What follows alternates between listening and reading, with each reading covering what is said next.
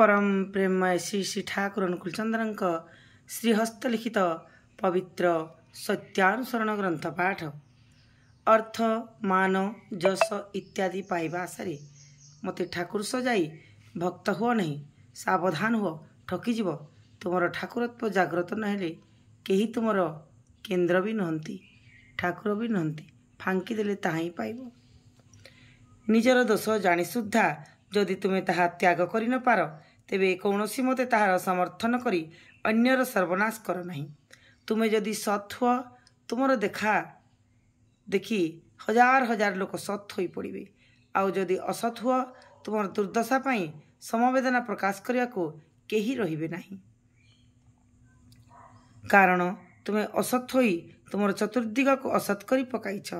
तुमे ठीक ठीक जान जे तुमे तुम निज परिवार दशर एवं देशर वर्तमान और भविष्यत पाई दायी।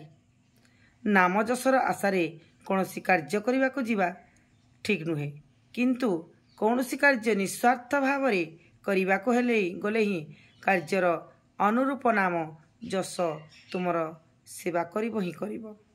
निज पाई जहा करा जाए ताहा ही सकाम, आउ अन्य पाई जहा करा जाए ताहा ही निष्काम। काहारी पाई किछि न चाहिबा को निष्काम कहती। केवल ताहा नुहे, देई दियो, निज पाई किछि चाह नहीं, देखिबो सबु तुमर हो जाइछि। जय गुरु, जय गुरु।